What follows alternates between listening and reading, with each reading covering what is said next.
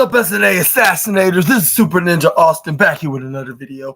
This is the Monday Night Raw review video on March 31st, 2025. And and this was live in what's it called? What was it? What city they were in tonight? They were London, England. That's where it was. And and in America it was in the afternoon, but I didn't get a chance to make this review video earlier in the afternoon because I was too busy doing some outside podcast business that was very important to take care of. But no worries, I'm here like hours later here on the doing it on the SNA podcast. But we're gonna be talking about a very exciting and interesting Raw that was tonight, which it was something that was out of the blue, kind of episode. With finally adding more matches onto WrestleMania's already intriguing card, and also and we also got and it includes the tag team division, and also what else we saw on the show. Oh yeah, we got some many things in the mid card as well, but most importantly, we got some physicality being involved into a certain face-to-face showdown on a potential main event WrestleMania main event spot, and a very gory moment in the other world title picture as well, this feud is more personal, with the two competitors, both champion and challenger having one another. And we also saw the face to face with two new additions of the Red brand from going to SmackDown. Finally went face to face, and we got some pretty, I would say pretty solid matches, a couple of them. I'll say, and finally, in the main event, we got some more teasing, of what's to come, which it could possibly be a triple threat to with an already interesting model kind of feud, and much more. And before I start on to the first thing on this recap video, I want to let you assassinators know that to subscribe and to post and click on the post notification bell for more of my SNA videos, and subscribe on the other channel at SNA Entertainment. Thank you very much in advance. And now let's get into the first slide. Is we got a part 3 segment of Cena versus Rhodes, and let me tell you, it was something more different. Not only with the promos, but also we finally saw them getting physical with one another, in this altercation, which would probably be the final face-to-face confrontation from these two, before their match at WrestleMania in this European tour. But yeah, this is where we got John Cena came out, but it was probably a bit more different than it was the week before, last week and the week before. This is where because immediately after John Cena came out, where the fans are chanting John Cena sucks, because he's a heel, of course. But this is where we got the fans are singing along his theme song, like if it's Friday Night SmackDown over again when they were in London.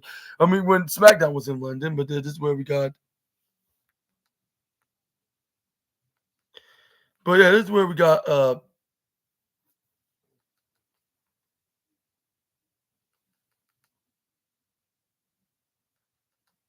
This is where we got This is where we got Cody Rhodes then went face to face with the fans are chanting Cody Rhodes, Cody Rhodes. And this is where we got them started the things that they needed to say to each other onto this confrontation segment. This is where John. That's what John Cena was saying, but Cody Rhodes then cut him off by clearing this for we've been doing this for the last 2 weeks, and I'm having enough of this. And this is where Cody Rhodes, and quite frankly, I don't need John Cena to do your job for you. I'm that's absolutely true, and I hope that everything starts changing by the time that. Changing by the time they get started, saying their words together, and acknowledge that this is getting a bit old. But this is where Cody Rhodes ends up doing it. He was no, whatever you need to say it right here. I know you have a bit more of a list, but just And this is what Cody Rhodes is like. Cody Rhodes like sometimes. What's the old saying goes? They said he's like, "What's that like with him going down the list, like of him admitting it, he's like, yeah, you and you, even you guys know, like sometimes word of the letter S, like I will give you one, and I'll say one word that starts with the letter S, and that is Stardust, which that was kind of random, but that's who he formerly was, like when the old regime of WWE did not know what to do with Cody Rhodes when he was teaming with his brother Goldust. But anyway, this is where we got Cody Rhodes like, man, it's gonna bother you, like, who you wrestling, like at WrestleMania 41, like, and this was like, and it's gonna be, and this where he acknowledged that is where they point out that this match will indeed main event WrestleMania, and most likely night two, but which they don't know which night it's gonna be. But it's where he said like you can believe a fast and forward, and this year in 2025 you will be main eventing a title match in your final one at that, like against a guy they used to call Stardust, like, and this is where. Uh, and the fans like, whoa, he just really went there, and this is where the Cody Rhodes can continue on this promo, saying like, what else you want to go at, Cena? Like the fan pointing out the fans like bingo, like that guy that said in that sign would have pointed out was like, I got a and it was like I have a tattoo, but I can't show it very well, like by pointing it, like because it's on my neck, and it's hard to point out where exactly it's in specifics. It's where fans are chanting Cody Rhodes, Cody Rhodes. It's starting to but it's starting to be more of a common theme to do, like when WWE tours in any city or town in Europe, like no matter if it's in England, Ireland, Scotland, Germany, Italy, France, like yeah, they're gonna be singing along that song. But it's where we got Cody Rhodes could do like this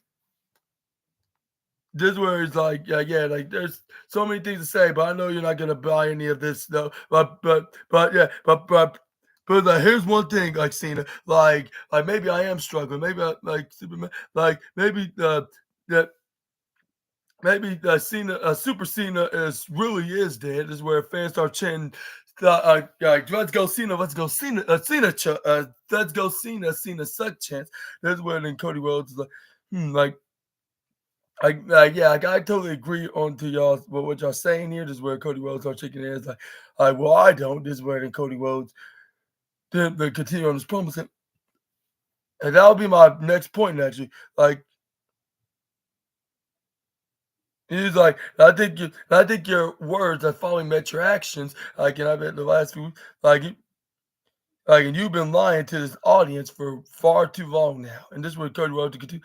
Like, again, like, and this is where then Cody Rhodes like, yeah, we used to ride together. Like, we were traveling buddies, and like ever since I got here in WWE in my first run, like yeah, we used to been Honcho and Righty or whatever he said. He's like, but for sure, like I know, like you care about them. Like, so take that opportunity. Like, you don't have to look at me right now. Like, just look at them and tell them, John Cena, like who they um like tell John and John Cena tell him really why did you did what you did a few weeks ago, which finally got somebody was trying to bring some up from WWE about like why did he turn on not only himself but the fans as well, which somebody better give him a golden medal for him with that performance on that promo as well, which is going to get a golden trophy of the night, even though they've been doing this promos on the opener like ever since they were was that Brussels, Belgium a couple weeks ago, and this is their third straight week in a row that they opened the show with them in the face-to-face promo segment. But anyway, this is where we got but the differences between those last two, like this was actually very interesting, and it had and it finally add something into this little angle, yeah. But it's where John Cena finally got a chance to speak, like with him, like I haven't spoke like the first half onto the segment. This is where, like, you want to reintroduce myself, like, and you go down to your level, like, in question. But he said more in the muttery, whisper, like almost a whisper voice. But even for him doing that. Like fans could still listen to him, and they were booing the absolute heck out of him. Like if he is Dirty Dominic Mysterio, but that's because he's a heel right now. This was like the reason why I didn't do what I do, or even mention anything about like why did I did what I did when I turn on each and every one of you, like because I was protecting you, Cody Rhodes. Like I was like I'm also like not gonna cook you though, which he broke the foot. This was like I'm not just gonna like no like I'm not cooking.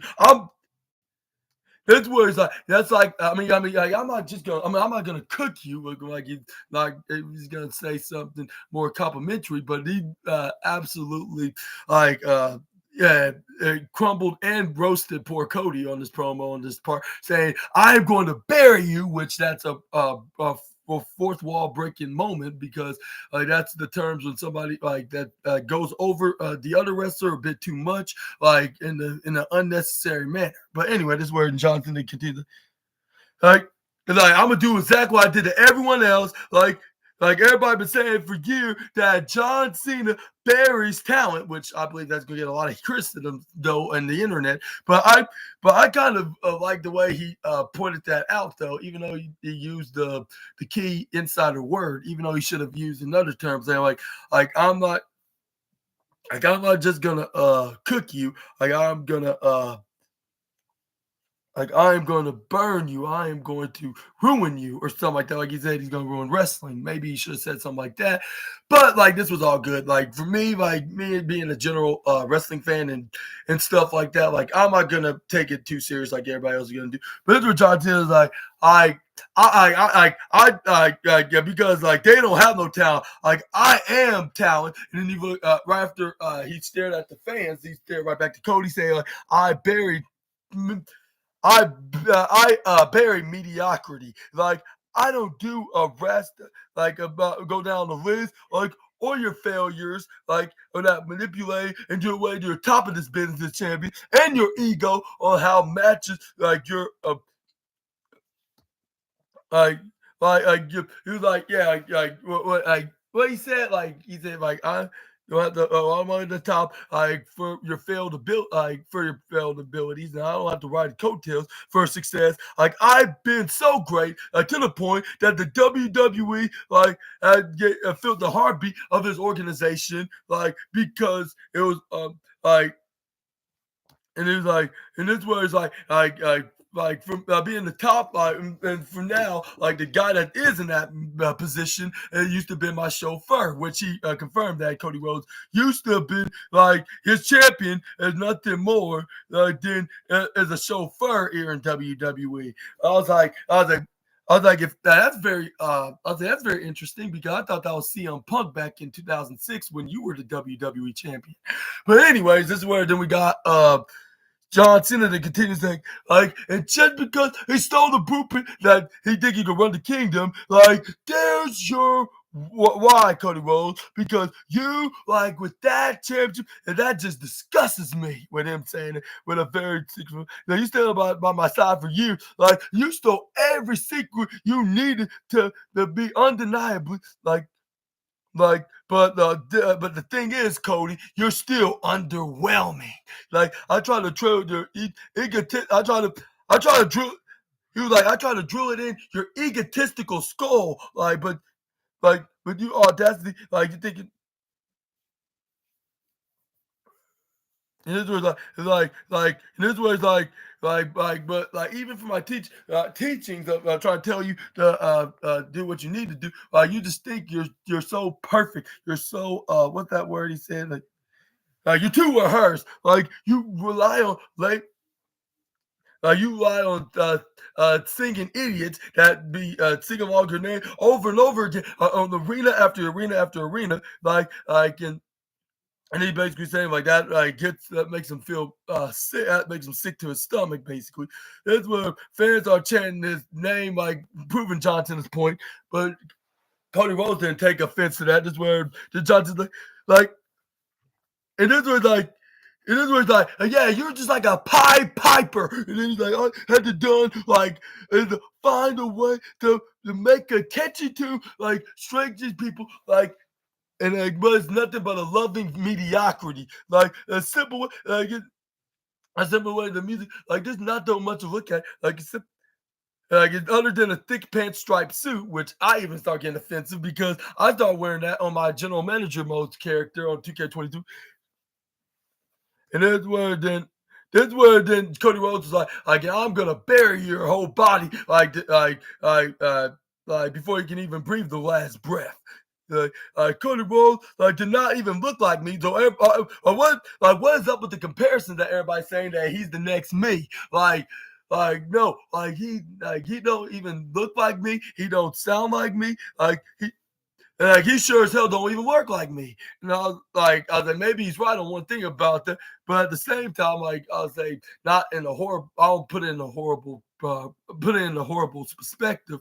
I would say more likely I'll say saying like Cody Rhodes is well. I've been a lot more better than where John Cena was at when he was the WWE champion because like even for fans could be a bit too harsh and negative. I'll say he did kind of have a fair share of him burying some well-deserving talents that have been a WWE champion, only for him to take it off of them. But I'm saying looking at it in a I'll say other in a realistic point of view, even though I'm a long lifing John Cena fan, but I can't even for long time John Cena fans like me cannot deny the fact that he did all this stuff from the last couple of I'll say from the past couple of decades.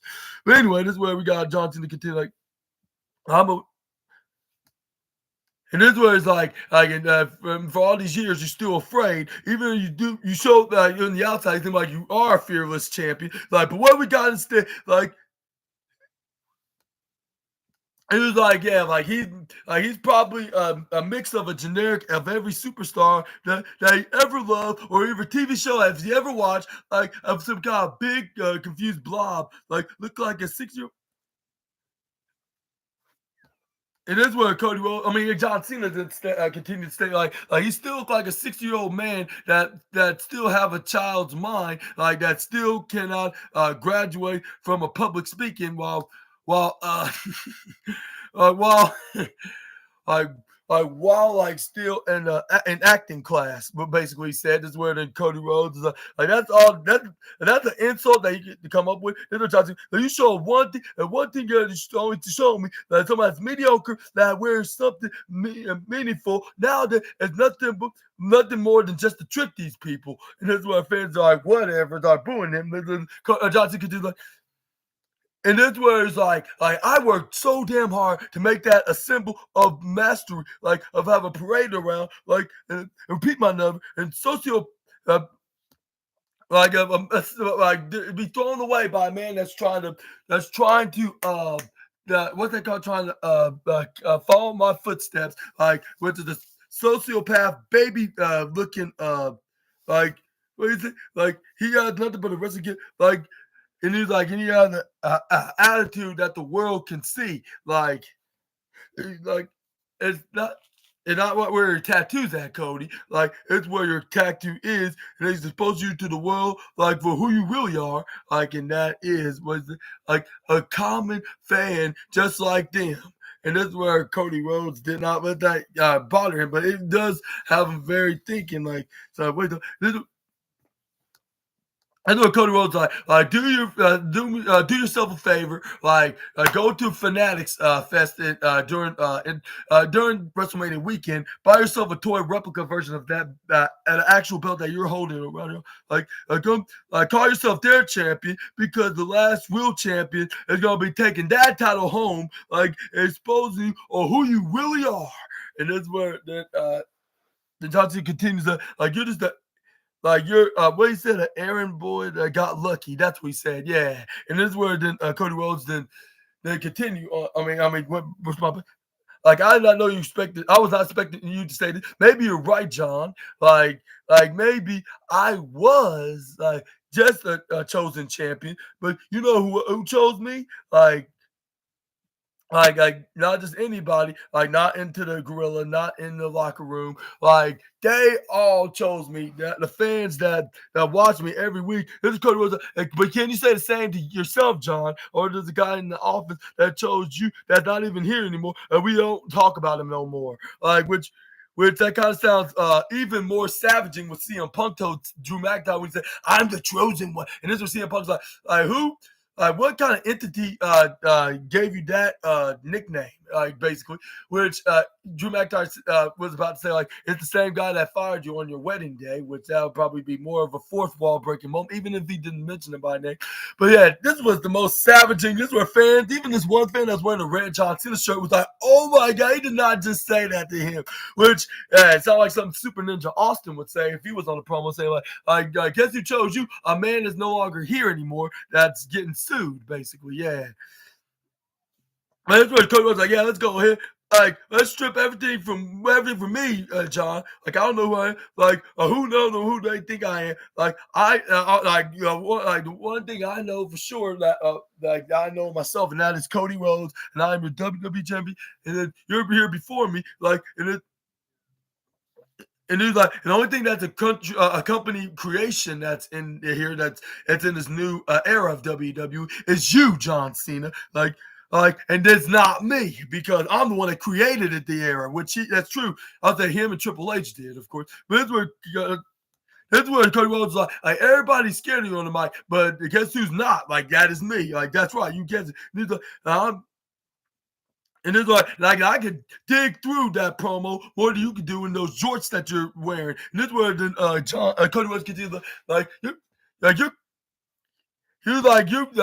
why you're coming into me like if I'm just a 16-year-old kid that's taking public speaking lessons, like you're the one that hangs out with Zac Efron,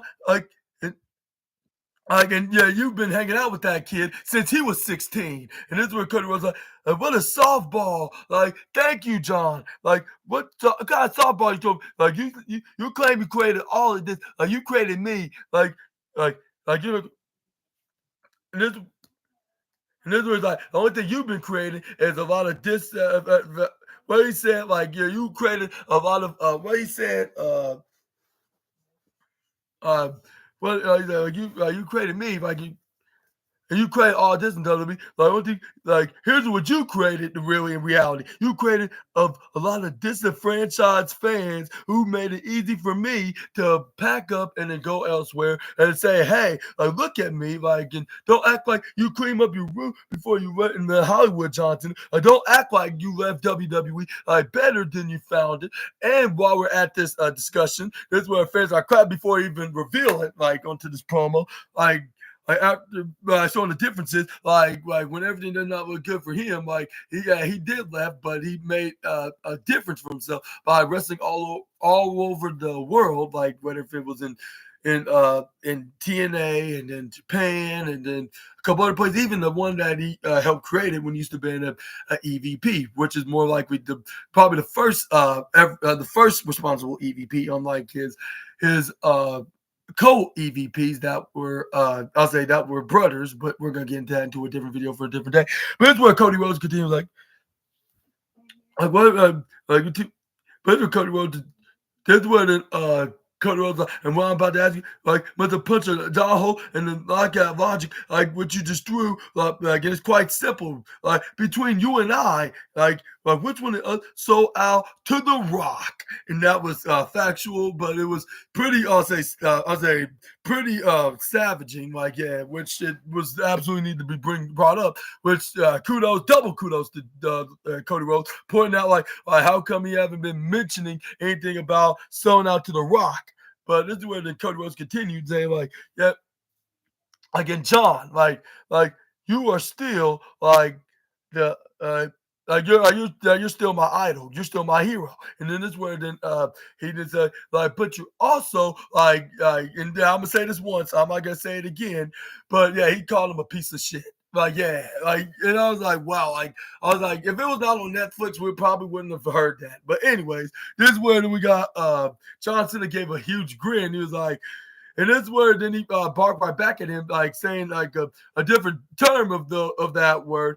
this is where fans started chanting what Cody Rhodes just said, like, which I'm not gonna repeat. This is where then John Cena's like just like these people, with the, this is where then he compared Cody Rhodes to the fans that have one thing in common, and that is filled with feces in their brains.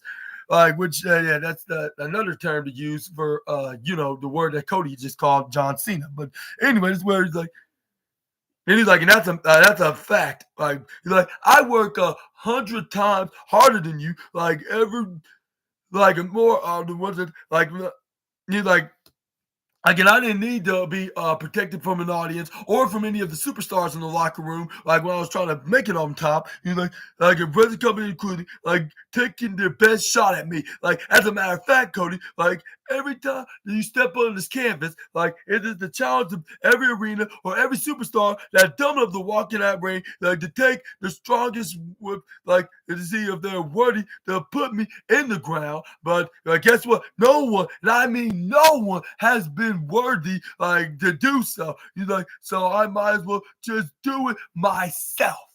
And then it's where then John Cena's like, and that's why Cody Rhodes, like that's why I never left. Like I always been here. Like how high that you mountain to climb. Like what kind of garbage they've been dig deep. Like I just managed to find a way to make it here. Like and you had to leave. Like yeah, like you had a choice to leave, and though like no one didn't tell you to leave, you just thought of leaving, which that was probably best for him. Like look at him right now. Like he's back in WWE, and he's a world champion. Well, so which we specifically call it the undisputed WWE champion. But my point is, yeah, he's a lot different than he was like when he was young, small Cody. But yeah, this is where John Cena continued, which some of this was true, but like it was in a way that you wouldn't agree with him, like the way he's speaking. But John Cena, like you, like you like, and the best that you can do is wipe my own ass, which that sounds very inappropriate. Like, why you want to do that? Even though it's a metaphoric term, but and this is what John Cena's like. I made lives billionaire, but all you done, Cody Rhodes, like, is taking that type of money from the kids, because given that they spend all the money on his merchandise and he making a living off that, along with being a professional wrestler in WWE and performing like for them.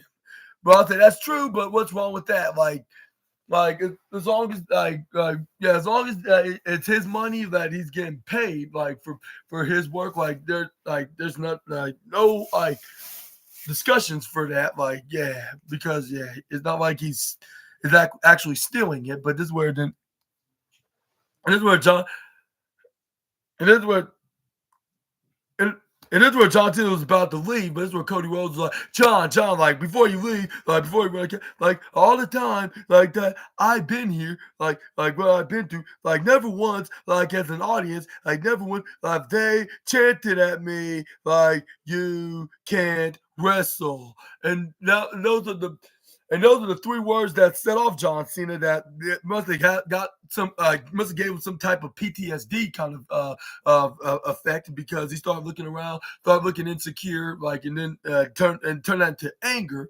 Like this is where when after Cody Rhodes said those words, like this is where fans start chanting them like if it was 2011 again.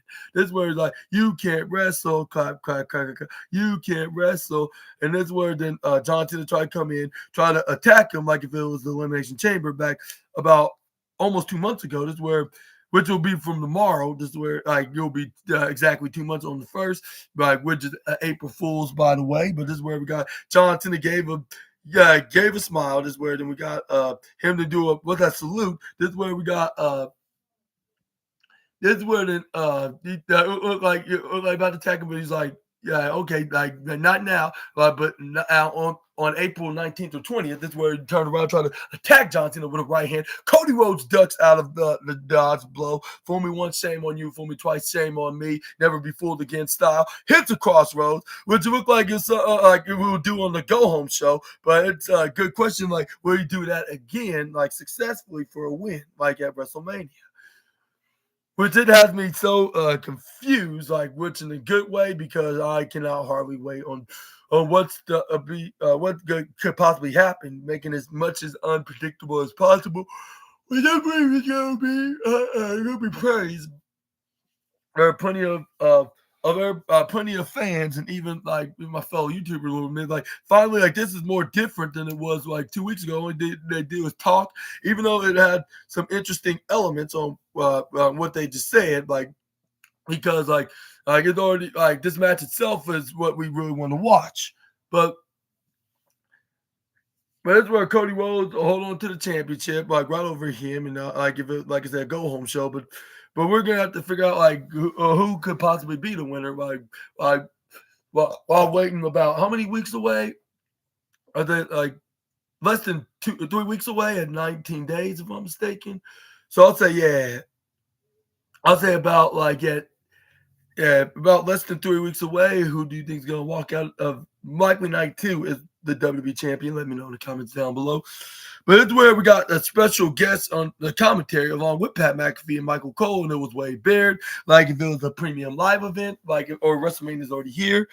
But let's really start advertising everything about Io Sky and Rhea Ripley. Whoever wins, like gets to face the challenger Bianca Belair, like is the women's world champion. And let me tell you, like, yeah, it was very interesting. It was like something that we kind of predicted, but at the same time, it was not exactly how we predicted it, though. But we're gonna get into that once I got there. But I'm very happy with how they did it. Like, if they're gonna make this a triple threat kind of situation, like, yeah, like you make this end up being in controversy and what they call in shenanigans being involved, like and it'll lead like WWE no choice but to make it in what we would make want it to be. Yeah, let's move on. This is where we got New Day came out. This is where then they were wondering who their challengers were.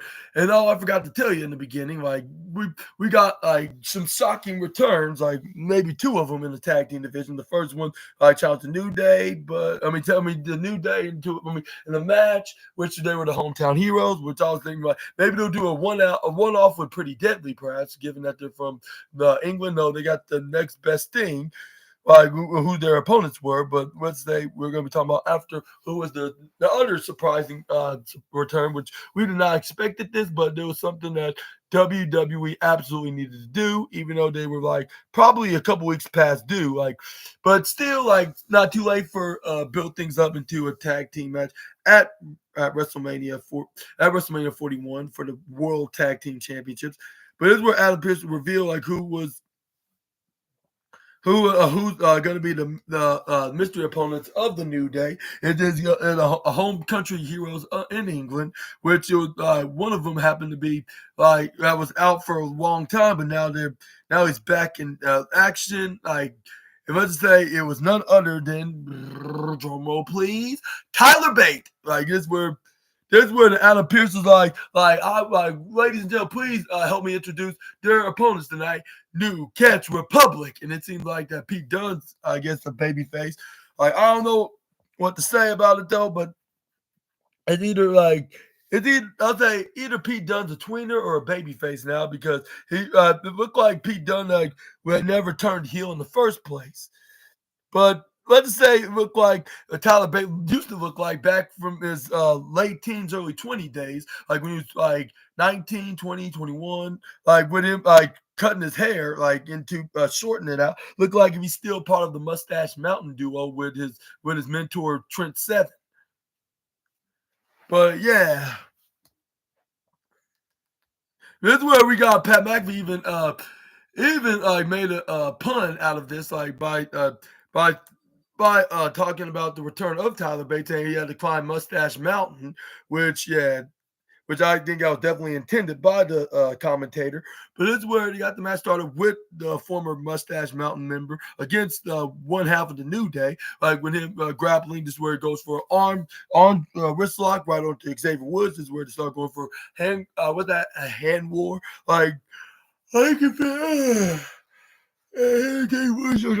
twisting around is where we got Tyler Bate going for a flying head scissors right onto the Xavier Woods, where it goes for a knee strike. Once he tagged in Pete Dunne, he knocking him out in the process. This is where then we got the bruiserweight grab onto the arm, start bending it sideways right into the left side, then put his hand onto the ground, hit the stomp right into his left arm. Was like, ow, by the pain. And this is where then we got Pete Dunne tags in Tyler Bate, which he hits a cannonball sideways flip into an elbow drop. Then he blew a kiss at Kofi Kingston out of a mockery. This is where he's like, oh, if you're gonna do something about it, like, why don't you come over to here to me? This is where he flipped right to the left side. Tyler Bate goes to the right corner side. Like, well, going for a dive. It's where he got Pete Dunne hit an East strike or Kofi. Hey, camera. But what's his name? Tyler Bate right onto what's his name? Onto Xavier Woods is where we got the powerful force and all of pro wrestling came on, which is a commercial break.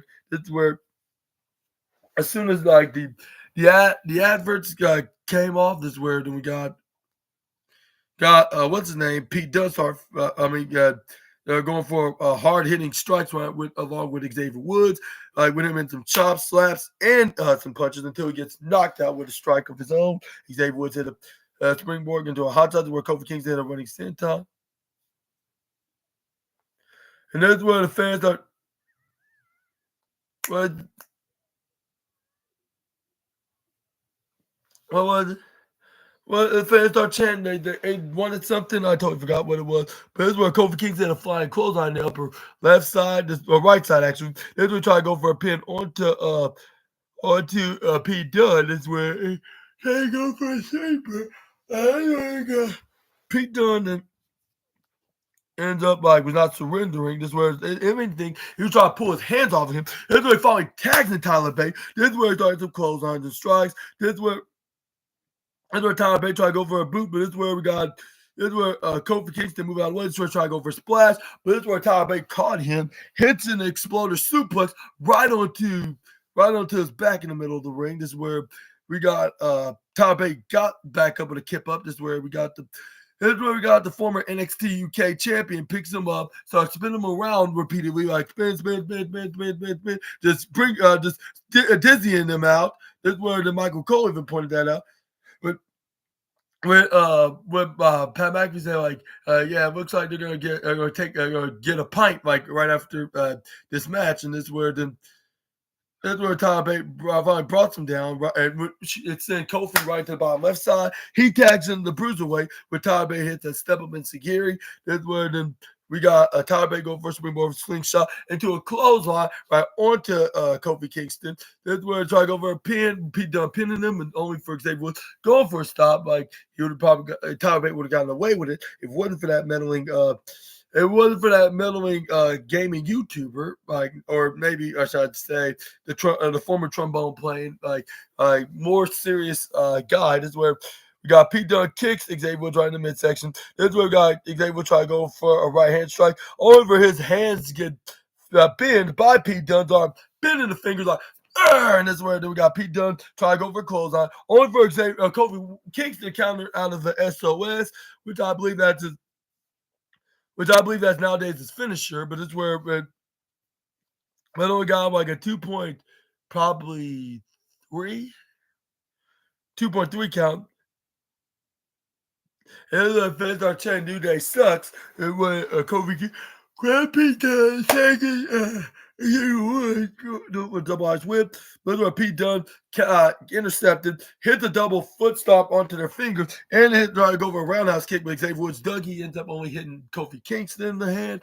Then we got Xavier Woods catches him, hits a back suplex, but Pete Dunne flips right out of it, tags in Tyler Bate. That's where we got the this is where we got the New Catch Republic member, then hits a stop sign right hand by putting an arm up to stop him. Hits a big old left hand. I mean, that's where Pete Dunne tags himself, which Tyler Bate tried to go for an attack, which I believe was a decoy. That's where he flipped right in the bottom corner slot. That's where Pete Dunne immediately hit a step up into Gary. That's where Tyler Bate was still hanging into the bottom corner slot. Where Pete Dunne, what's his name, in spine buster position, Xavier Woods. But that's where we got Tyler Bate was about to springboard maneuver, only for Xavier Woods. I mean, hit the springboard while Xavier Woods was trying to distract the referee by by holding on to the hair Pete Dunne by trying to counter, but this is where the referee's like, hey, you can't do that, which was Jessica Carr was calling the action. Here's where we got Tyler Bate go for a springboard, only get hit face first right onto the apron, which is the hardest part of the ring. This is where we got this is where Xavier Woods tags in Kofi Kingston. Then we got Kofi Kingston a double foot stomp, get the 1, 2, 3. Winner of his match, the New Day.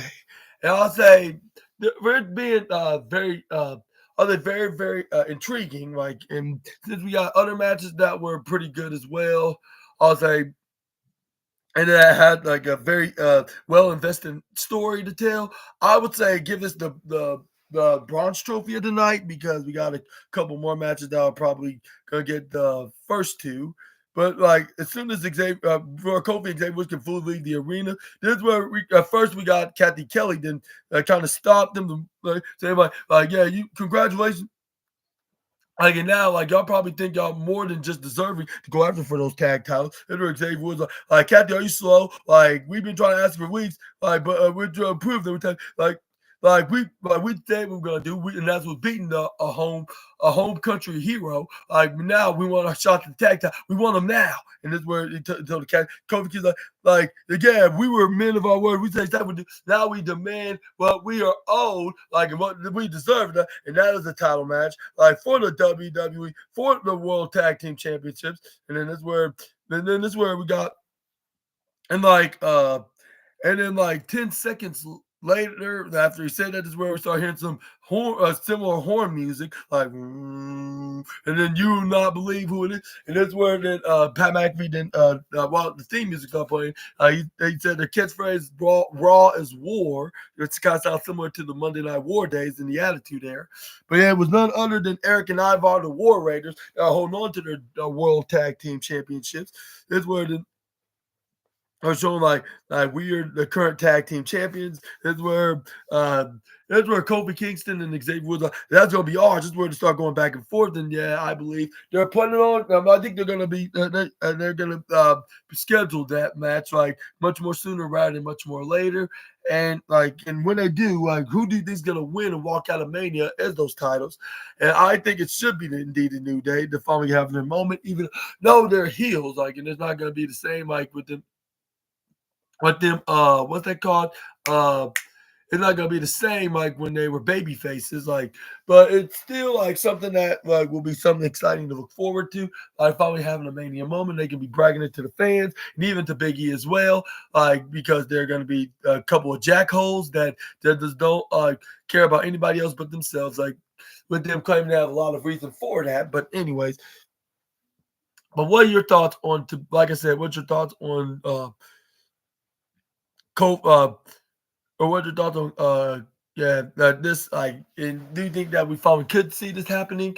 Even though I wish it would be all three of them, like with Big E, because he never won a WrestleMania match. Only Kofi is the guy that probably won like a Mania or two, like with one of them being in 2019 at WrestleMania 35 when he became his first world championship, something that he has yet to do, despite achieving some other goals in WWE. But anyways,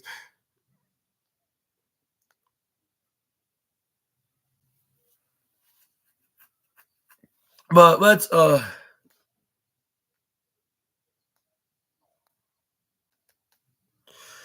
where they start advertising Evolve as well, like which you can watch exclusively on Tubi, where that's like another NXT, like which is other guy that's probably gonna be making a name for himself and find their ways there along with NXT, like to get to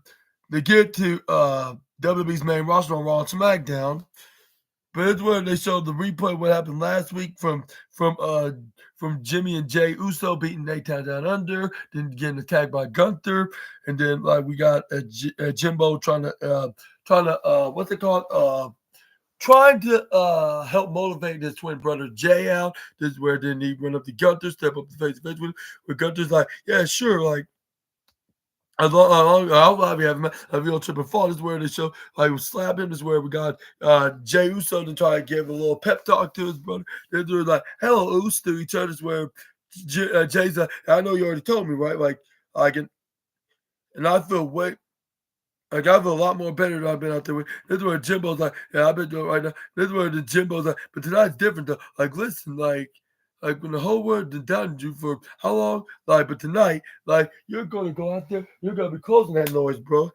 And he's like, listen, Gunther got me, he's a big dude, but so are you, man. Like, and so am I. Like, but tonight, like, there won't be no ring general. There's gonna be a man, like, that's a beatable man. You're like, and I'm gonna start that, and I'm gonna prove that. But I'm gonna beat him tonight, and then WrestleMania, you're gonna beat Gunther too, and you're gonna become a world heavyweight champion. And this is where the fans start chanting yeet when he starts saying that. That's where he even said himself, like, all right, like he's like, and this is where they give a handshake with them saying to each other, love you to each other because they are brothers. And this is where we got but this is where we got the matchup next, which was Jimbo Uso against Jimbo Uso against Gunther. But before we got this, is where they showed the infamous match, the hardcore match between Triple H and Cactus Jack, aka Mick Foley, in their match in 2000's Royal Rumble pay per view. But which that was the show part where Triple H hit the pedigree face first on Mick Foley into the thumbtacks.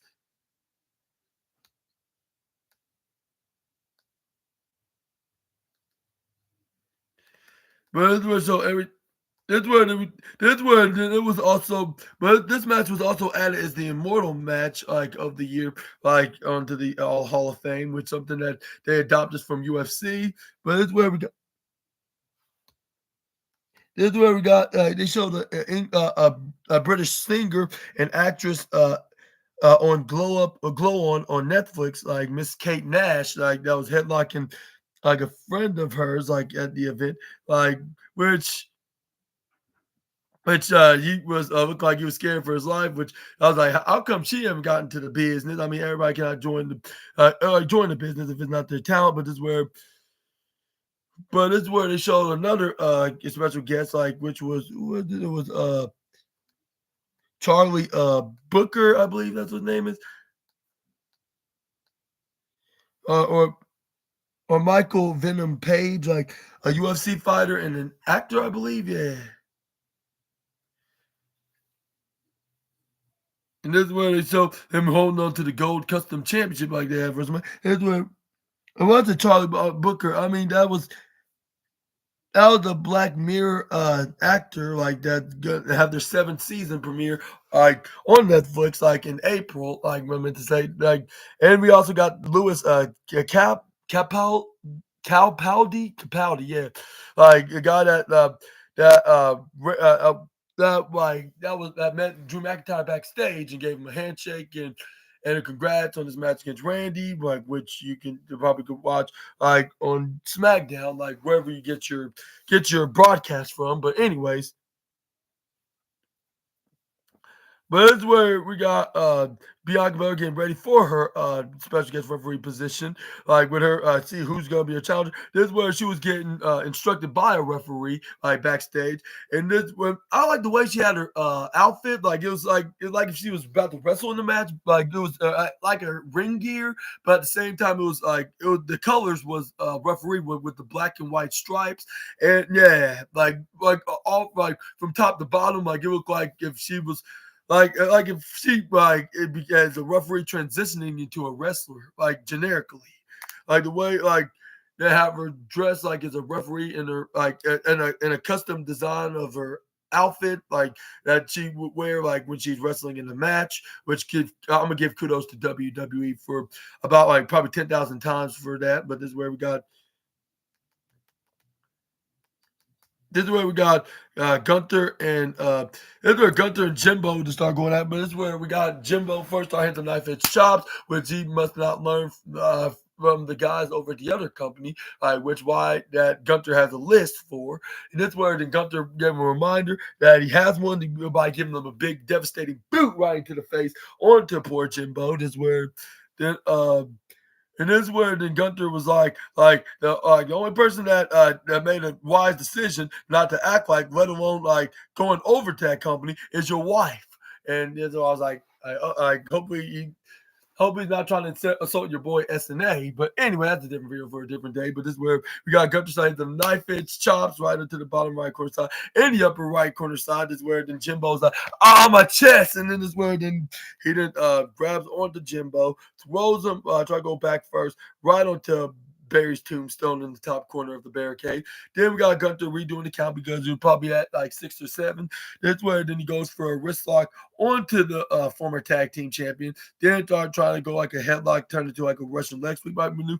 Then we hit him right in the back. That's where he try to go for a Gunter bomb, finish him off right in the out and out him, only for him to hit him with a back body drop. Jimbo then try to go right to the left course side in the ring, try to go for splash. But that's where Gunter tried to surprise him right on the apron, but Jimbo did not fall for anything that he was planning on doing. Hit a big old devastating uppercut. This is where the Jimbo did go right to the left corner side. Then hit the suicide dive right onto Gunter. This is where then Jimbo was like, yeah, like if I got you down right where I want you. This is where then Jimbo then picks up Gunter, throws him back in the ring. This is where then he tried to finish him off by going up the top rope, hit the Uso splash. Look like he about to get this under control. But the fans are chanting Uso because this guy is so charismatic and comedic and entertaining that he should get a main event push like down the line when it's his time.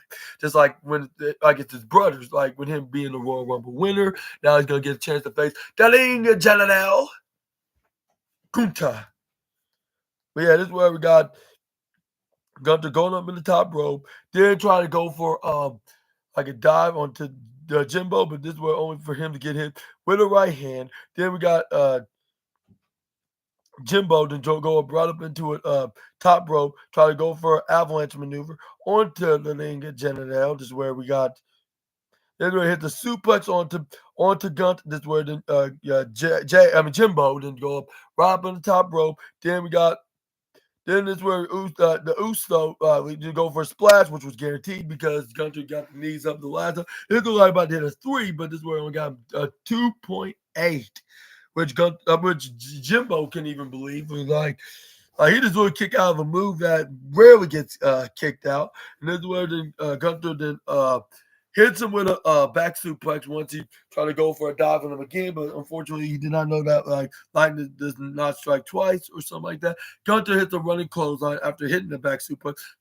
I believe trying to do some more insult to injuries to Randy Orton, like more enough that he beaten him controversially in that King of the Ring tournament, which luckily had been capitalized by WWE by booking a Bash and Berlin pay-per-view with them having a pretty great, I'll say probably I'll say more likely to say like a pretty great entertaining clinic, if that's the right term to put it. But and right when they got done with the adverts on the most powerful force, that's where Gunter still was in control, just letting poor Jimbo have it with powerbomb after powerbomb, then putting him to sleep with the sleeper hold. Then Gunter wins the match. Winner of this match, your current world heavyweight champion, the Ring General Kunta. But it was not done there because it looked like about to leave. It looked like a cutscene from WWE 2K's Universal Mode. Just start continuing to try to beat him down like until there's nothing left of Jimbo to send a message to his opponent Jey Uso because he wouldn't choose somebody else as his opponent at WrestleMania. But here's where we got. Here's where the fans start chanting just me, Uso, like when his music started playing, Uso. Here's where main event Jaden came in, spears him into the ground, start hitting some right hands. Here's where he sent him into the right corner side, try to grab on the Gunter, start hitting some right hands on the ring general. This is where then he pushed him off. This is where Gunter's like, I gotta get out of here. But it's where Jey Uso then took like the escape like as an answer, but it was. But this is where he eventually kind of gave up when he went far enough. This is where he went back in the ring to help out his brother Jimbo. Looked like he was damn near unconscious. This is where then he tried to ask paramedics to come in and help him out, only for Gunter to come in and attack him from behind. Then throws Jay right into some of the steel steps, grab onto the piece of the top part of the steel steps. Like this is where then this is where the way Barrett even described this his attack on both Jimbo and Jay is is a full course feast that he's doing. Well, he didn't say full course, but you get what I'm saying. But it's where we got even Sean Devari and Jason Jordan, that's now producers, former wrestlers, like they came in to try to help. This is where fans are chanting like, "Oh, good." The ring general or something like that. Oh, Gunther, Gunther's a riot. Oh, Gunther's a riot, or something like that. It's where the security guard tried to stop him from doing a Gunther bomb onto his future challenger at WrestleMania. Like this is where Gunther's like, okay, if I can do it to Jay, I'm gonna do it to you. And this is where he power bombs him instead of boom. Round of applause and kudos to that guy for selling this like a king, like because it looked like somebody just murdered him by shoving like a probably like a 20-inch sword right up his back, like and right through his inner right through his inner parts, his innards, and go right through the other side. Like if he just stabbed him that way. This is where we got Gunther start what they start breaking the eyes of Jey Uso. They start trying to what's it called what's that zip tie him right into the ropes while he beats down poor Jimbo right everywhere in the arena like into the inside, the outside. Then we got Gunther to grab onto his World Heavyweight Championship. This is where he's like I'm your World Heavyweight Champion, you never will. This is the only closest you're gonna get. Be nothing more than a guy, the superstar that used to be in a tag team that only been known into the main event spot is only being known as the challenger or something like that. That's where then Gunther they try to that's where Jimbo trying to get back in the ring, only getting hit face first with the championship. And I got a championship, even though it's like a toy, kind of like a toy version, but those things are very sharp. Like at least the parts where it has like shows the gold and the letters that says World Heavyweight Champion. They got those sharp ends, like so. You know what's gonna happen to poor Jimbo. And it's where it started happening with him having a full cut on his face, like with him like bleeding everywhere. This is where Gunther started mocking Jay, like saying like, come on, like Jay, like you want it. Like, all I gotta do is attempt to grab it. This is where then Jimbo tried to come in. He was like, no, cunt. Like, there's nothing that you're gonna do. Like, not even whack me with your championship. You're gonna leave me down. This is where we got. This is where then Jey Uso tried to stop him from taking it out on his brother, saying like God, no, like no, don't do this. Like he has nothing to do with this. This is where not Jimbo, main event Jay tried to grab him to the zip cuffs and try to get off. This is where Gunther hit a Gunther bomb right onto Jimbo. This is where this got personal because he left his twin brother bloody up and left for dead, which this Michael Cole even said like this is gone far enough. It's something like about you doing it to somebody that's gonna be a challenger, but not to somebody that's someone that's close to main event Jay. It's where the main event Jay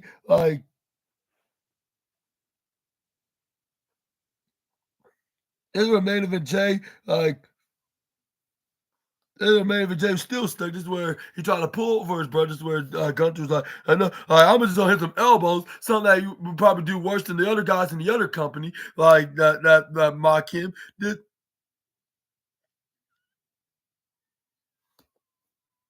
That's where Jimbo was helpless, like if he just got killed and murdered, like if somebody just stuck a knife right down his throat, like into the side, like if it was a horror movie, like when Gunther was annihilating the poor soul, and this is where he put them to sleep. This is where Gunther hold his title held high, like if it's a go home show. I was like, if it was, I would say definitely Jay's gonna win. There's nothing like for two reasons, I just cannot see Jay losing. And this is where Michael Cole described Gunther's action as a hypocrite because, like, he was saying, like, this is where it's like he calls up the ring general and to be the best wrestler in the world today. Like, but what does he do? He sneaks attacks, he ambushes, do something that's way out of his character. Like this is probably way too far. Like even for Gunther, like or any type of heel wrestler, which looks unexcusable. Which Michael Cole pointed that out, saying like this was way too much. Like especially put Jimbo into this, like when he was only just defending him, only defending his brother. But this is where then Michael Cole admitted that Jimbo definitely needs some help. And I'll say and do you think this is gonna lead up into some kind of a stipulation into this championship match, or what do you think was gonna happen? Which I think, regardless, it's gonna be Jey Uso that's gonna win. But what are your thoughts? Because I don't think that Jey Uso is gonna allow Gunther to get away with what he did to his twin brother. Like it's gonna be like an eye for an eye situation, like with him trying to seek some revenge and try to draw blood onto the ring general for his actions and what he did to his twin.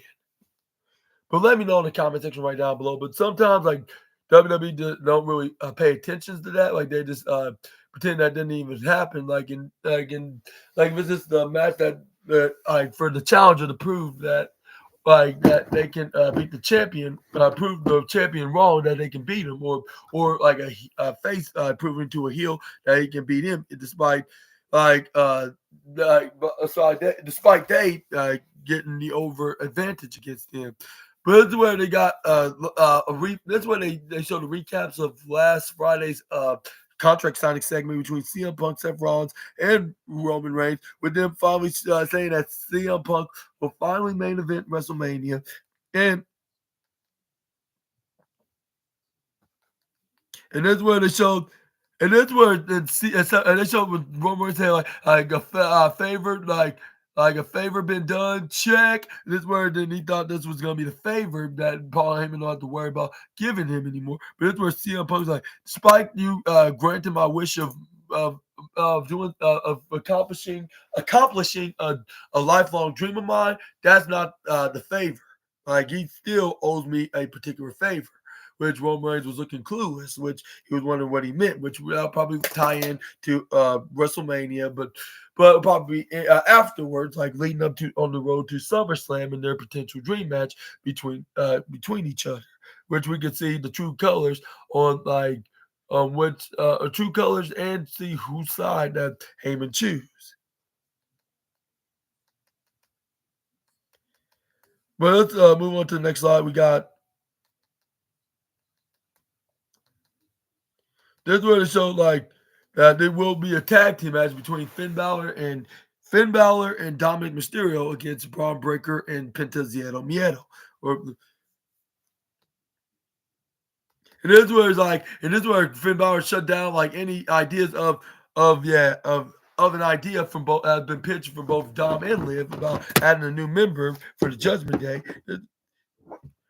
He was like, well, like we already have the members. We're fighting each other we'll fight for each other like cats and dogs and like brothers. And this is where then their Dom's like, yeah, like we've always like this is where Finn Balor's like it like it. And he was like, it since that funny business about adding the new members right behind us, we can all agree that we can read some of the one goal in mind, and that is recollect the gold back to the clubhouse for the Judgment Day. And that's where Liv Morgan and Raquel agreed, like, yeah, like absolutely. And that's where Finn Balor did say, like, me and Dirty Dom here, right, we're gonna prove both Penta and Braun, like those two like savages that who the top dogs are. And that's where the Finn Balor did. One more thing, Raquel, and you know you're. And it's like, and Raquel, like your loss against Lyra last week. Don't worry about it. I will bring home the I will bring home the Intercontinental Championship against Braun Breaker. And this is where Raquel then said, "Sure you will," which I was wondering if that was her being serious or sarcastic, because as soon as they left, this is where they start showing a frown. This is where they thought they were all gone until she turned to the right, saw Carlito, and Carlito was like, "Oh." No, hey Raquel, this is where Raquel's like, oh, what the hell you're doing here? Aren't you supposed to go with the guys? This is where Raquel's like, go with them. This is where this is where they had to keep, man. This is where Morgan had to repeat herself, saying, Carly, go with them. And this is where, and then Raquel had to push him right towards him. This is where he ends up going, like, okay. This is where Raquel's like, yeah, he's getting very annoying. And this is where And this is where then Liv Morgan's like, yeah, we need to talk about beating Lyra, like because they're still not off off the picture of becoming women's intercontinental champion. But let me know in the comment section right down below, when do you think she will get another shot at that title? But we're gonna let's get into the match up next, which was with my boy Penta and Finn Balor. Penta and Braun Breaker against Finn Balor and Dominic Mysterio of the Judgment Day, which I would say this was pretty interesting. Like it showed there's definitely gonna be every man for himself in this potential multi-man intercontinental championship match at WrestleMania, because we got some screw ups like from the one side, and then we got some teasers of what's to come, like, and what's gonna be the future, like of the future of the Judgment Day, and then in the mid card championship itself, in the Intercontinental Championship picture. I just hope that they add Sheamus into the match, even if it's a 5-way match. I'll say it's better than not having him at all. But that's where we got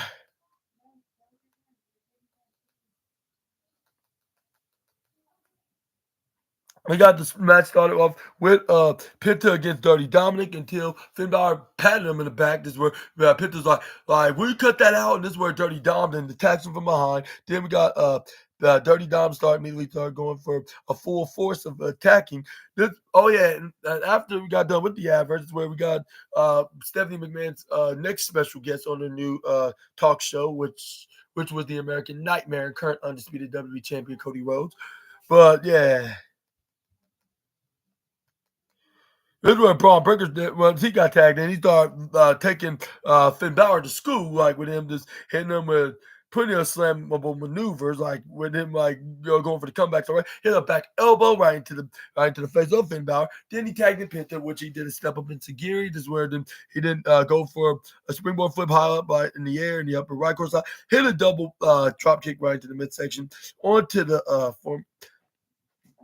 the former Universal Tag Team United States and Intercontinental Champion and NXT, not to mention. This is where he tags in Braun Breaker. He clotheslines Dirty Dom out of the ring, like when he tried to get involved. Penta goes to the left, goes out to the right corner, hits a dive like a cannonball with Braun Breaker pulling out the rope, so he got plenty of room to do the dive onto the former tag team and North American champions. But this is where we got another powerful force in all of pro wrestling came on, which was the commercial break. And we got done with the advert. That's where we got Dirty Dominic was right on top, because he's a powerful force with him hitting the Three Amigos, even though he's kind of like the nephew of the guy that used to do as a signature. I just think like somebody else is a specialist into that maneuver, which I assume that's their signature maneuver. That would be a different video for a different day. This is where we got what's his name? Dirty Dom throws Penta right into the bottom left side, go for a springboard leaping dodge. But it's where once he go over Dirty Dom, he put his knees right on the back of the dirtiest member of the Judgment Day into his back. This is where he hits a what's it called, a backstabber onto him. This, I believe it was supposed to insult to injury to their little assistant of the Judgment Day, Carly, or Carlito, whatever we call him. This is where he got Penta tags in Braun Breaker. This is where he hits a shoulder block. This is where he hits a right hand. Then he hits another one right onto Dirty Dom. This is where then he caught Finn Balor. Saying like, where do you think you're going? And he said the same, and you think you're gonna escape too, like little boy. This is where we got Finn Balor to try to go for a suplex. Even though I believe Dirty Dom's like a year older than Braun Breaker, but this is where we got Dirty Dominic Mysterio trying to help out Finn Balor when they try to go for a double suplex, only for Braun Breaker to hit a double suplex on the nim with them standing for 5 good seconds.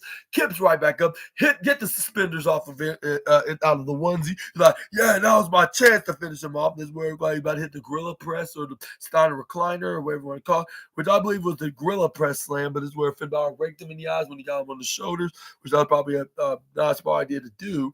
Like if you try to do that, but this is where then goes to the right corner. This is where Finn Balor try to call out of the ring with Braun Breaker. He takes that away from the left side. Then he goes for the right side. Then he left. This is where even had Michael Cole thinking that he was going to go for his spin, but he hits a flying clothesline right onto the inaugural Universal Champion. Then we got Finn Balor got lifted up into an electric chair position by Braun Breaker for Penta to go and hit a sling blade like maneuver. This is where we got. This is where we try to go for a pin, but they would have probably gotten away with it if it wasn't for the meddling dirty man in WWE, which was Dirty Dom. But luckily Braun Breaker threw him out of the ring, like so he won't cause no chaos. This is where then we got Finn Balor go right to the bottom of the side, try to attack, but it ends up getting super kicked by Penta. This is where then we got Penta going up right into the middle ropes. Then we got and really try to go for a dive, but this is where Dirty Dom try to go for an attack, but this is where Carlito try to go for a distraction, but this is where we got Braun Breaker hit a big old right hand hit. This is where Penta try to go for a second rope version of the Mexican driver, but this is where Dirty Dom countered. This is where we got what's the name, Dirty Dominic, then try to hold on to for Finn Balor to go for an attack. This is what Finn Balor was about to attempt to do, but he was pointing out watching that told Finn Balor to watch out for Braun Breaker. This is where he's like watch out. This is where he like This is where he pushes Penta right into Finn Balor. So when Braun Breaker tried to go for spear, he ends up hitting him instead, which that was ends up happening. Unfortunately, this is where Finn Balor through Braun Breaker. This is where we got Dirty Dominic still hits the sliding drop kick. Then we got Finn Balor trying to take advantage of the moment of trying to finish off onto what's his name to the Penta to hit the coup de grace onto what's his name? What was his name? Penta, was it? Yeah, and he got the 1, 2, 3.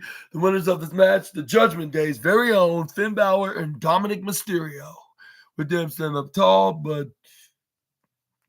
like it looked like they're on the same page from now, but it could just change it just by a snap of a finger. But this is where we got what's his name? Chad Gable. Then there was like, yeah, like what like you yeah, yeah, you listen to when you listen to me, you got the outcome that you were looking for. This is where he was like, yeah, because you saw the debut of El Americano, like yeah, like you and you signed him into this contract in WWE. Y'all did not regret y'all's decision, like and it, and it was like and it was like if you ask me, I would love to be in that ring with that guy someday. Then we're at a And this is where it's what are you talking about? Like, want to get in the ring someday? Like, well, I've been told, like, you still not feeling very well. Like, it's where Chad Gable's yeah, it's where it's like he start coughing, if right after he started mentioning everything about him being sick, he ends up coughing, which have a feeling that he's faking this. I mean, I'm not trying to throw any accusations that I that the accusations that they're not true, but you gotta wonder because he looked very excited when no one didn't even realize it about his sickness. But anyways, this is where then he reminded Adam Pearce the doctor's orders by giving him the papers, the excuse papers, like on and it And this is where Adam Pearce like next week, like that's a shame. Like we are gonna go to America, but this is where Chad Gable looked like he didn't care until he mentioned the name of his hometown of Minneapolis, Minnesota. This is where he's like yeah, that's too bad. Like because like we're gonna be heading back to the states in Minneapolis, Minnesota, which I believe that was the original place that WWE was considering to have WrestleMania 41 at, but they decided to stay in Las Vegas and Sin City. But it's where that's where the Chad Gable was like, ain't that my hometown? This, this is where Chad Gable was like, okay, like if it's gonna be my hometown, it should be good and clear by then. This is where he's like, he's like, it is where it is like, as a matter of fact, I do, but the doctor's no time. Like it's out of my hands. I had to time. This is where Chad Gable's yeah, Adam, I know I get myself well, when we hit the American soil, like this is where Adam like nothing, like nothing, like Chad, like nothing more important than your health right now, Chad. With him, I believe he was saying it in a sarcasm way, but he was trying to make it sound like he cared what she does, but at the same time, he's not buying his fake sick story. So he started playing along with it. You know, and that's where and this is where Al Pierce was like, and besides, like I already made some arrangements because who could be better in American soil, like than Grande El what the what the Grande El Americano, if I'm not mistaken. And this is where Al Pierce like it's official, like that the doctor's orders, and this is where the check him try to quit reasoning with him, but this is where he ends up getting shut down by Adam Pierce. That's where then Chad Gable was about to leave, like out of frustrations, but this is where he immediately gets stopped by looking face to face with a certain familiar face, which it ends up being a guy that he thought he would never see, like in probably he thought he would never see, like in probably in the next probably in the next 10 months, like, and that is none other than Otis. This is where then I know that was kind of random why I just described that, but this is where and then he's like, "What up, Otis?" And he's like, "What up, losers?" Like an idiot. And he told to the Alpha Cat. This is where Al Pierce like, "I'm sorry about this." This is where Maxine Dupree is like, "All right, if you have a minute, I would love to discuss like about the women's tag division." And about the tag division, that's where this is where she was like, "I want to talk about the future of the tag division." But this is where then we got what's his name? Adam Pierce like, "Yeah, anything for Otis and Tozawa here, to have the power." And that's where then Maxine Dupree then tells Adam Pierce by telling like it's not only the men that she want to have a future in the tag team division, but also herself because she's been talking to Natalia lately, like and then she discuss about her own career. And she's like, and she's been talking to the Queen of Hearts lately. And she had some ideas in the tag team division. This is where Appear's like, okay, let's continue talking and let's discuss them right now. Which I believe they're probably trying to plan on to put them into as a tag team. I guess WWE for some reason like they want to do that, like in some capacity. And do you think this could be leading up into a match, like to be involved with a couple other women into like making a multi-women tag match for the women's tag team championships? Let me know down in the comment section right down below. I don't know when was the last time that the women's tag team division were defended at the show of shows, which I believe I probably know when it was, but I care not to talk about because even though one of the wrestlers that became new champions of the night that came back to the exact same company. I'm not sure if I should mention the other one, given that they're from the other company, which is competition. They're calling you. Oh, excuse me for a second.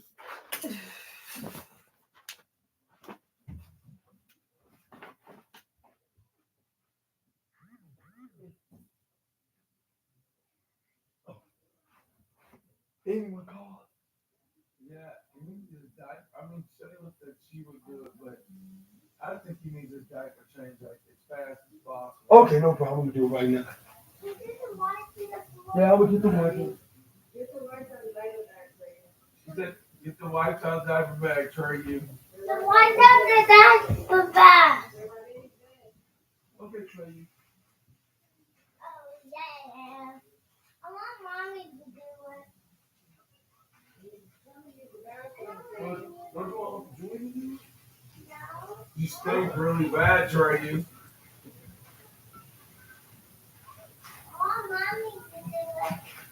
Oh, Jordan will get it done. No. I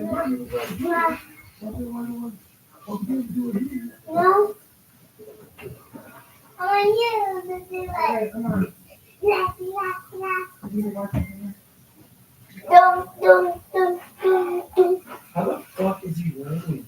Yeah, how is he running? Freddie, get off me. There's these right here. Are these the cheap ones? Yeah. Okay. Those are the cheap ones. Yeah, they do. Okay. Anyways, back to the review. This is where we got Braun Breaker was in the was backstage with Penta when Penta was like, "What was that all about?" Like, and this is where Braun Breaker's like, "Well, listen, like I didn't mean to spear you. I was trying to aim at what's his name, Finn Balor, but Dirty Dominic ends up throwing you right into Balor to replace him. This is where the Penta's like it doesn't matter because you're just stupid. Like, and you was repeatedly calling him. That's where Braun Breaker trying to be people.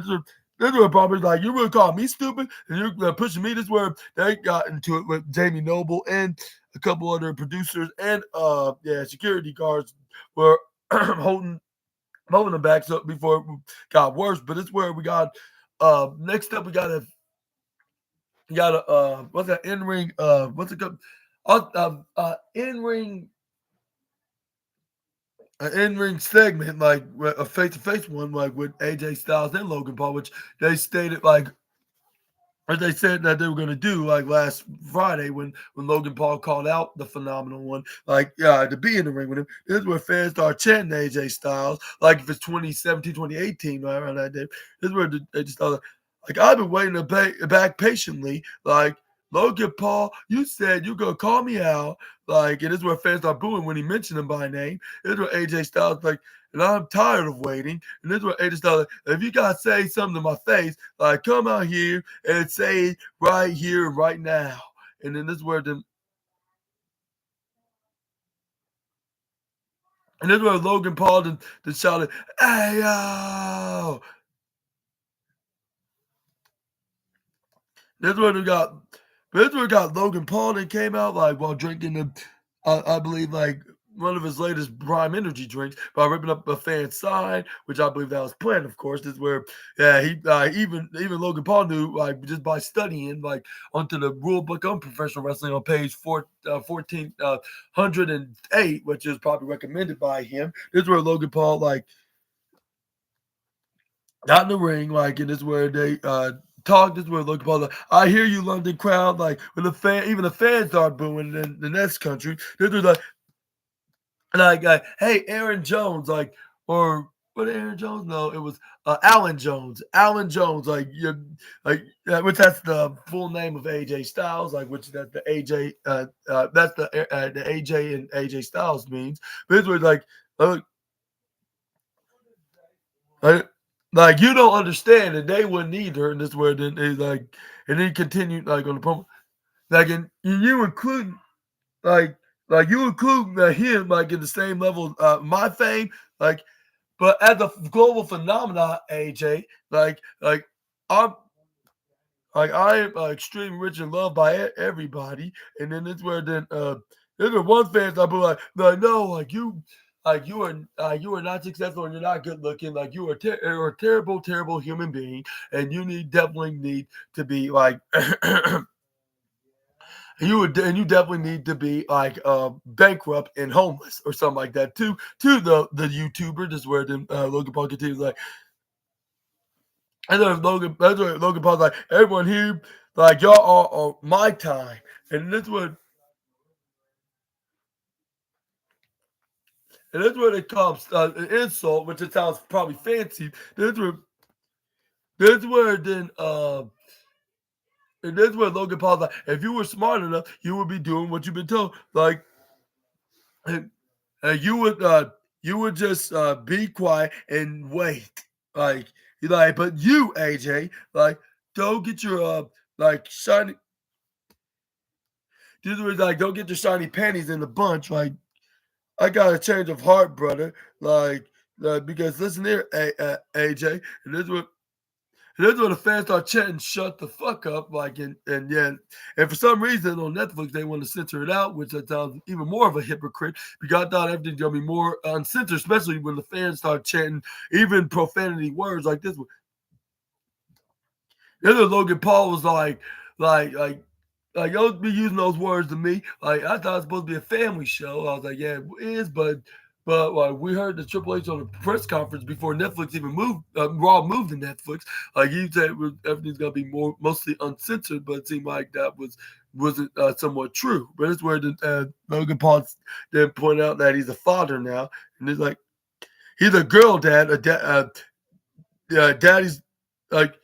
And he was like, and I'm trying to teach my daughter the art of forgiveness. Like so AJ Styles, Like, listen here. And this is where the fans are booing. Like, but this is where Logan Paul's like, no, you're gonna like what I've got to say. Like, listen, AJ. Like, and that's where he's like, and I forgive you what you did to me at Madison Square Garden. Like, even though he's the one that started the fight, then the Logan Paul's like, but he don't forget. Like, so don't try to fool that again. Don't try to pull that off again to AJ. This is where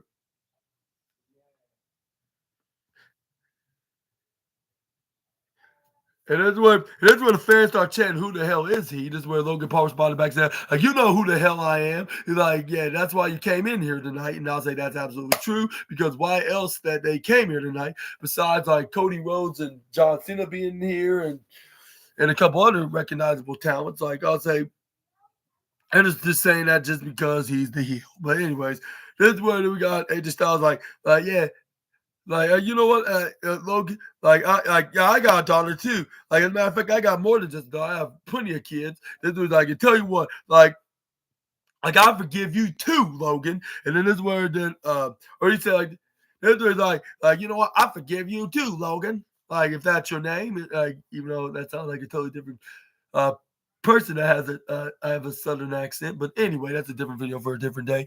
But yeah, this is where fans are chanting AJ Styles once the phenomenal one did say that. That's where AJ Styles did uh that was very happy to hear this from the fans. That's when then the Logan Paul like you forgive me like you I forget you forgive me. Don't you mean I forgive you?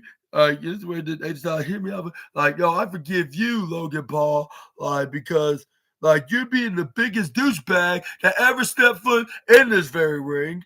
And then, and that's where the what's the name? Pat McAfee couldn't even believe damn, he just set him straight. And then this is where the phenomenal one then I believe continued.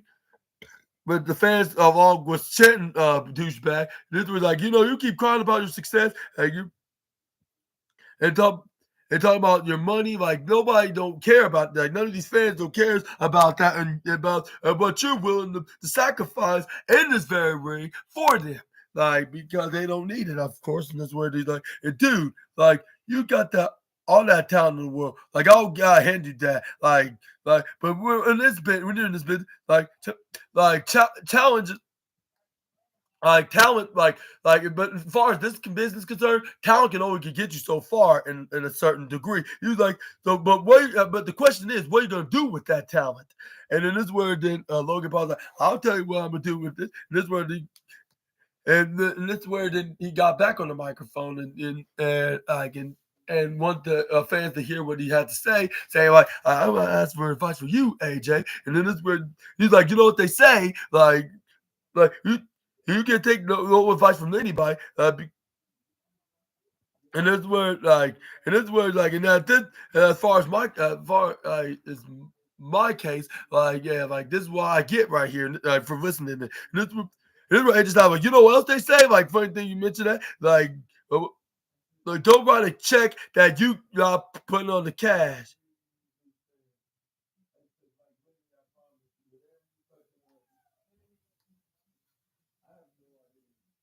And this is where the fans start chanting. What's that called? This is where the fans start right after AJ Styles chanted. What was that like? He said you know what they say that you know what they say when about writing checks and yeah that's when fans start chanting out of shit which I believe they meant to say the other one other way around saying well, shit out of luck, SOL. I apologize. I promise that was when Cody Rhodes said, when I said that Cody Rhodes called John Cena a piece of shit, I totally forgot that this is probably gonna be the second time I'm gonna say it. Well, I already said it like 3 times, but this is where then Logan Paul responded back to the fans like, you know what, I'm rich and y'all poor. That's all I'm at. And he's like, This what AJ Styles. You know what? Like you can't. Don't let your mouth write a check that you cannot cash. Like what you say. Like don't let your words be out in the air. Like if you cannot follow them up like with your actions. And then this where then and that's where then Logan Paul like, what are you talking about? This is where Logan Paul respond back saying like, is that a threat? Like being defensive about it. This is where AJ Styles like is that a threat? Like with him question back. And this is where AJ Styles like, where do you think you were at? Like at a bingo hall? Like, we are on Monday Night Raw. We're in London, England. And AJ Styles like, and he was like, and as a matter of fact, I got my ring gear on, and I'm standing right in front of you, like for a fight.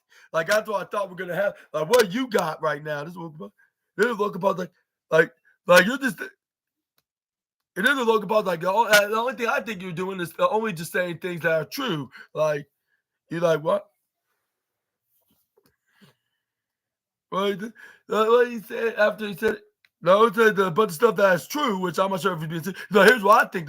Like, I'm done talking like anymore. Like AJ, listen, like London, y'all know, like Logan Paul, like does not fight for free. The fact is, this city cannot afford me. Like, what you shouting that out. Which I was like, what if they had a pay per view premium live? Did that still occur? This is what Logan Paul's like you in the bottom, you broke. You in the left, you are broke. Like you in the bottom left, I I bet you had to spend your whole entire life savings to get in the front row seat to see your favorite megastar here tonight.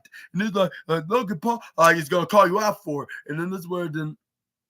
And I was like, maybe that's true, but that's that guy's business. Like maybe maybe it is. Like, but like, how you know that's what he was planning on doing with his life savings? Like, is to use it onto the attend a WWE show, which that was a smart move from the fan. And they're Logan Paul like, and you know what you want? Like, you want a big money match against Logan Paul. Like, so how about this, buddy? Like, it won't be tonight, but why don't you set your sights on like a little higher, which he pointed out to the sign and while turning around and looking at it, with how AJ Styles looking, which we all been expecting that to happen, even though some of us do not want that match to happen. But I guess it's better than nothing. Like we might say, like it might give AJ Styles something to do and have AJ Styles have a little bit of a moment, like and not be without WrestleMania, because who would want to go without a Mania for especially this year? But even though not the 40th anniversary, but it's the part 2 of it. But this is where Logan Paul tried to kick him right in the gut and try to go for him. But AJ Styles started hitting the right hands after right hands onto the YouTuber, like boom, boom, boom, boom, boom, boom, and then knee him in the midsection. Then try to go for the Styles Clash, if I'm mistaken. But Logan Paul runs out of the ring. Of course he would, because he's a cowardly heel. This is where AJ Styles then fought him out there. Like this is where then AJ Styles then hits ducks out of clothesline, hits him face first right onto Al the announce table. This is where then AJ Styles then right up there after hitting. He hit him a few times. He threw him back in the ring. This is where he tried to get in, but this is where Logan Paul lift up the ropes, hit him right into the Styles family family jewels, or like my nephew would call them, the no-nos. But yeah, like I was like, luckily he's a family man already and not planning on being, because that would be bad news for the phenomenal one. But even though like for that, like you still don't want to get hit down there. That's the most painful part of your body. Body could possibly get hit with, like hit possibly could get hit. And I mean, no, I'm saying that's the most possible part of your body that gets hit, that hurts the most, I should say. And that's something that you do not want to get hit whatsoever. But this is where we got way better even admit that was the most cheapest shots from Logan Paul. This is where then we got Logan Paul in a back suplex DDT, hitting face first right onto the canvas, like if it's a go home show, like which I believe this will repeat itself, like something similar to like Cody Rhodes and John Cena and Gunther and Jey Uso, which I cannot hardly wait for that to happen. And I cannot wait for like whenever like Johnson and Cody Rhodes are gonna finally have a segment on SmackDown, which they did say he's gonna be making an appearance on SmackDown before WrestleMania, which hopefully that's true on the schedule, like which we're probably gonna hear more stuff onto the news like later on. But This is where we got a backstage interview with Lyra Valkyria with Jackie Redmond. This is where she like congratulations last week on the successful the title defense like against Raquel Rodriguez, and WrestleMania is only just 4 weeks away. So I'm curious to know like what your focus is now, like now that you're the women's Intercontinental champion. She's like, well, firstly, I have to thank the same girl that's possibly dating the tight end from California, which I'm not gonna get into in the details about that. But yeah, but I was, obviously going to say her name, which is Bailey, which Lyra Valkyria thanks for having her back against Raquel Rodriguez and Liv Morgan, like in a 2-on-1 beatdown. This was like, and this was she was like, and yeah, like even though Raquel like will not give up until she gets her hands into the top, but I'm about to make it clear that I can stand back onto my own 2 feet. And for Bailey, you're the one person who's beaten me since I won this championship. Bailey's been the only person that's beaten me in the main roster since I held on to this championship. Like this is what you're like, and that's even crazier. Like so. So how much I'm gonna keep my promise to her? Like I'm gonna have to prove to myself that I can and will beat her again. I mean, not again. What I'm talking about, like what am I even saying? Like I said again, like she gonna beat her this time, and then she won't have good luck from her boyfriend that was sitting in the audience when they had this match. Which I want to explain when the last time it was. I can point it out. It was on the February 10th episode of Raw, which I remember in particular for 2 reasons. Because of that, because George Ketty Chips was there, and second of all, it was a sad day for us in the family because, yeah, like because yeah, we lost one of our dogs, like because he got very sick and he had a stroke, like and there's nothing that the vet could do. But I'm just gonna give a little bit of details on that. But yeah, like that's all I'm gonna say, which I did said a little bit like at that time too. But I'm just gonna just tell you like that's how I remember they had this match when they last fought. It was Bailey that one that beat Lyra Valkyria. And luckily, it wasn't for the women's Intercontinental Championship. Nothing against the role model, but I'm just saying, like maybe this it would probably be best for someone in the mid card like Lyra to hold on to that title. But yeah, this is what they're gonna have a match next week, and I do think that we can see Lyra finally get a win from her, like and prove that she can do it. Like, let me know in the comments down below. And this time, she won't have her mascot boyfriend. That's a tight end that's gonna give her the good luck that she needs. And with him saying that's worth $1 million when she wins again, like she did at WrestleMania against Io Sky, and like she did to Lyra Valkyria back in February. I don't know why I'm even saying right now. But yeah, anyways, yeah, let's but this would have showed that they showed the advertisement of WrestleMania 41 along with them having an after party, even with Travis Scott being there. Like, and yeah, he will perform that song, the theme song, Fiend, like in WrestleMania 41. But this would have showed they'll be back in the States by next Monday on April, what day? The 7th? Yeah, April 7th on 2025 is where they showed that Lyra Valkyria will be taking on Bailey along with other matches and segments that's going to be on the card. Which see the which El Grande Americano will return to action. And, Seth Rollins will be on the next week's episode, returning like next week. This is where we got Bianca Belair was heading out to the ring because she's the special guest referee for the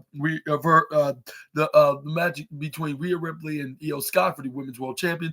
The winner not only walks out of London as the Women's World Champion, but also will be Bianca Belair's opponent at WrestleMania for the title. But here's where we got but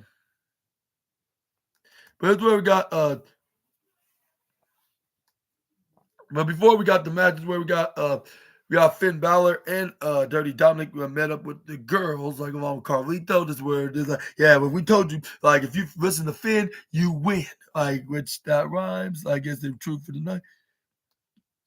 And that's where Finn Balor's like, yeah, like when we work together, like brothers. This is where the more see, like, yeah, I told you that, and this is where then Finn Balor's like, yeah, and now I'm gonna earn myself back in the title picture and become the Intercontinental Champion. And Finn's back, like, and he's better than ever. Which he didn't say that part, like he's the former general manager overall. This is where the this is where the Liv Morgan pointed something out. Like this is where the Liv Morgan said that said like you heard what he just said. This is where Dirk Diamond like, no, what he said. He's like he just said he's the only one that won, not you guys.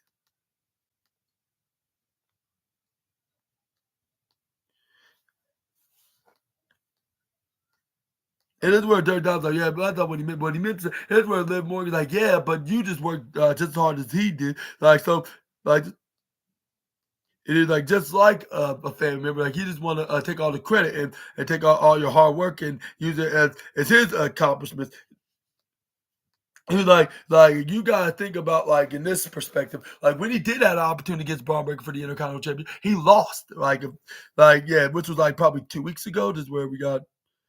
He's like, and you had your chance. Like yeah, but this is a little thing. Like, I know what you're trying to say. Like I'm gonna talk to Adam Pearce right now, and you're gonna get a shot at Intercontinental Champion before Finn. Like and again, like and I'm gonna get to talk as soon as he gets done. And this is where the point at the nose of what's his name of Dirty Dominic Mysterio, but this is where we got.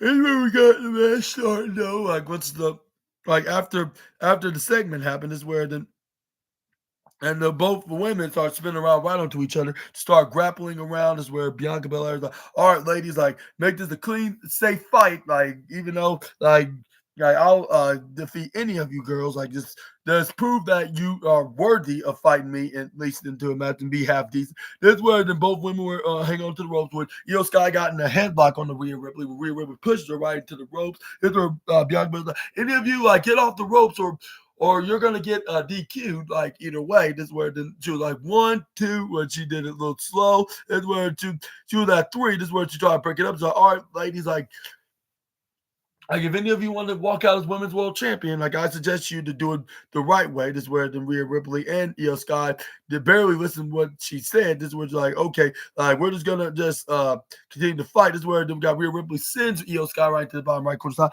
just spear her ribs right inside out into the bottom right corner. This is where Bianca Belair was like, all right, Rhea, you got it right in the corner. Like, if you want your title back, like all you have to do is just follow by my rules. Like, and this is where Bianca Belair was like, 1, 2, 3, 4. This is where you have to hold back Rhea Ripley. She's like, I'm the referee. Like, you got to use your head. This is where Rhea Ripley's like, okay, like I'm listening.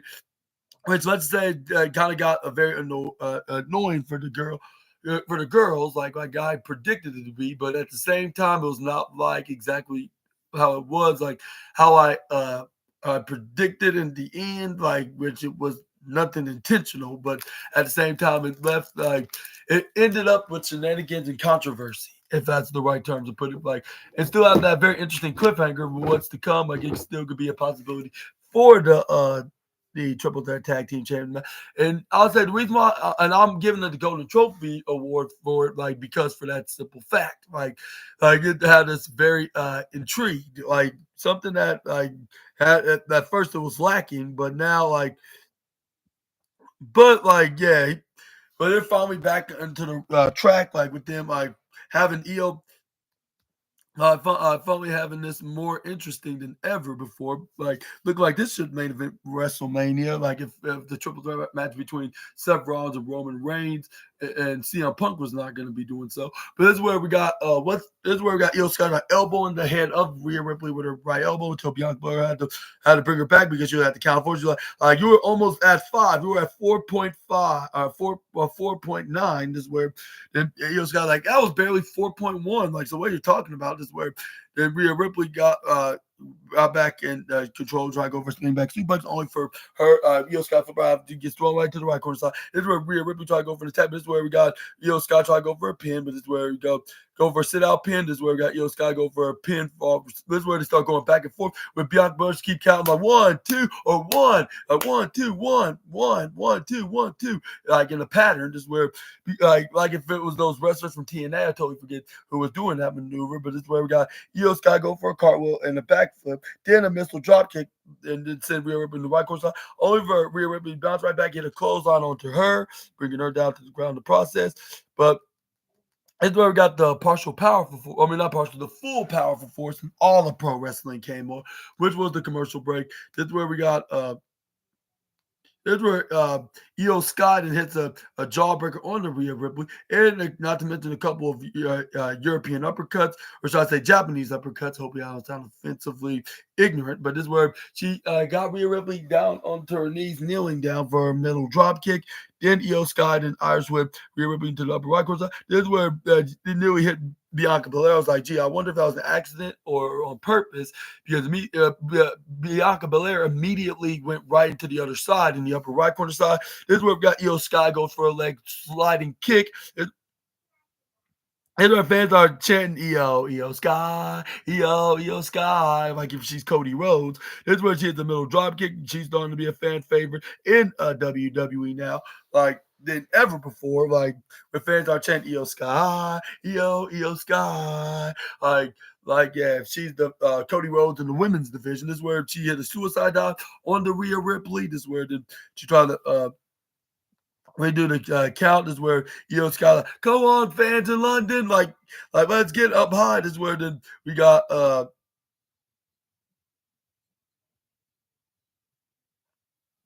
and where we got this is where we got Scott and get hit face first with an electric chair face buster maneuver when Scott was about to hit the maneuver, only Rhea Ripley intercepted. But luckily Scott for her, like she hit a poison Rana, but this is where both women were fortunately down. This is where Bianca Belair keep counting until like she was almost at the 9. I believe she was at 8. This is where both women got in the ring at the same time.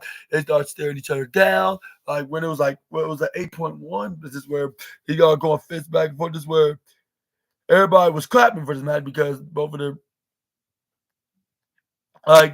because both of their favorite wrestlers are putting on a very tremendous main event contest. Which I was like, maybe like if the show wasn't going to close on to close with Cody Rhodes and John Cena, like no matter what on their segment, like this was going to be this was the perfect plan to have them fall back onto this main event match, like which it was totally storytelling, very worth investing on, like and also told like it had a point like on what the reason why they had this match, like which it makes sense. Not just immediately put Rhea the Ripley into adding to the match. Like you got to see like who deserved the championship match more than the other. But this is where we got Rhea Ripley going for a German suplex, only for Io Sky to go for a wheelbarrow, roll and flip, hit a double foot stomp. Then we got Io Sky like now I'm back in control. This is where we got Sky was about to hit her finishing maneuver to over the genius moonsault, only for Rhea Ripley to hit what's it called, axe handle to try to go like an avalanche electric chair maneuver, where pick up in where Sky hit the right hand, or for her to try to go for another poison rana, but she forgot, like, even though it was in the ringside, but that doesn't matter as long as if she hit the move during the match. But that's where Sky tried to go over, but it's where we got Rhea Ripley hits a what they call it? What's that? A Samoan drop right off the top rope. This is where both women were down until like Sky got up, like which I was stunned that she didn't got most of the impact because she got hit back first before Rhea Ripley hit her back down to the ground. But this is where she tried to go for a pin, but this is where Bianca Belair go for 1, go for 2, but this is where we got Rhea Ripley got up at 2.7. This is where fans are chanting, "This is awesome," and who could disagree with them onto this statement? It's where we got Sky try to go for double knee order knees to the face. This is where we got Sky then got placed right down. Is where Sky to step right onto the midsection on the Rhea Ripley. Then hit the over the moonsault, but only for Rhea Ripley to push her right off in the left corner side. Then try to grab her by the head, but this is where Sky go for a jawbreaker. Then we got Bianca Belair was like, REO, get in the ring so you can finish her off if you're trying to be the remain as champion and face me. This is where Sky hits a crossbody, but it's where somehow Rhea Ripley hits her off the midair, hits a headbutt, like if she's a female version of Drew McIntyre when he hits a Glasgow kiss headbutt. But once you try to go for Bianca Belair, only got at the count of 2.9999999999 double triple nine minus 0.1 away from being 3. That's where we got. There's where one half of the fans are chanting for Rhea Ripley, while the other half was chanting for EO Sky. Like Rhea Ripley, EO Sky, Rhea Ripley, EO Sky. And then this is where Then we got Rhea Ripley look like she's about to finish off Io Sky once and for all by trying to hit the Riptide onto the current women's world champion. But that's where Io Sky turned into a DDT, but only for Rhea Ripley said, I knew this was gonna happen. Like I didn't let my guard down. That's where she counted out of a DDT that Io Sky was about to do the interception. Is where she turned into a superplex, then a power slam, then a Razor's Edge, which I believe she was trying to pay homage to not only Razor Ramon, but also her her what they call twin, or her what do they call themselves? The Terror Twins, yeah. But it's where Rhea Ripley tried to go for a pin, but it was not give it a 3. This was another 9 triple nine out of the 9 of minus 0.1. This is where she was like, it was 2. Like, I'm sorry, like I counted 2. Like I was almost at 3, but it was 2. Like this is where Rhea Ripley was not buying that first. She was like that should have been a 3. This is where she was like, all right, fine. This is where Rhea Ripley like that's not gonna stop me from winning back my title, become a 3-time women's world champion, and probably how many times in WWE? 1, 2, 3. Like a 5-time women's champion is a 6-time actually. Like yeah, if you count the UK women's champion, but it's where we got once you try to go for Riptide, only for Io Sky to counter and go for what they call like a poison rana, but around the waist of Rhea Ripley, try to go for a pin, but only to get her a 2.2 count. This is where we got Io Sky. Like, are you kidding me? This is where Io Sky try to get back up. This is where Rhea Ripley try to go for a suplex, only for Io Sky to go for a wheelbarrow maneuver. This is where she try to go for a German suplex. This is where Io Sky can go for a German suplex of his own. She start going back and forth with when Rhea Ripley hit an elbow strike to counter off of Io Sky's attempt. This is where she tried to go for a boot right on to Bianca Belair. Only for Bianca to get boot right to the left side. She was like, my face. And this is where Io Sky tried to go for schoolgirl, but this is where only for Rhea Ripley to go over a backflip, hits a Pele Insecurity kick. Rhea Ripley hits the Riptide, which was a guaranteed, by the way, which probably earned which this would probably earn herself a win the championship. This is where fans start counting all the way to 10. Like, like it is like when a regular referee. Well, I think they count more, like with them keep counting, like all the way to 20. Like, and this is where once they got the 20, it's where she realized that Bianca Belair was in ringside. That's why she haven't counted 3. And then Bianca Belair's like I'm sorry, like I got attacked, like I couldn't make it for the 3 count. This is where Rhea Ripley's like, but you were supposed to be out of my way and let me you were to count the 3 so I can win back the Women's World Championship and give you and the fans what they want. This is where you like now get in the ring and prove. Get in the ring and count my pinfall, and this is where we got Bianca Belair go for 1, go for 2, only for Io Sky to kick out at the last second yet again for the 3rd straight time in a row. None of them was not bringing down the champ and genius of the Sky. It's where the Bianca Belair's like, I'm still feeling that pain from the boot. It's where it was 2. This is where she started arguing. There's like I tried like three straight times in a row. Like I'm doing my job. Like you need to start doing your job and not counting like the exact pin when you feel like it. And that's where like you need to do your damn job. That's where she wouldn't stop. Keep pointing at her badge like as a certified special guest referee. That's where. That's where then Bianca Belair's like, get your damn hands off of me. Like, because it looked like she was about, like, if it was out of context, it looked like she was inappropriately fingering her, like, which that sounds very uncomfortable to talk about. But this is where Io Sky turned around. This is where Rhea Ripley did trips over Io Sky, got right on top of her, started hitting some right hands. With Bianca Belair's like, all right, like, let go. 1, 2, 3. And this is where did she hold her back. This is where we got Rhea Ripley's like, what you're doing? This is where Rhea Ripley hit a big old right hand to Bianca Belair, like which she didn't give no care no more. She was like, "Yeah, that's for you putting your hands on me, like if you're trying to German suplex me or whatnot." But she did an arm swing like how Randy Orton did to Mr. Kennedy when he did that back suplex, back 16 years ago on that episode of Raw when it was like Team Cena and the rest of the team of the Lakers, while Team Orton was the Denver Nuggets.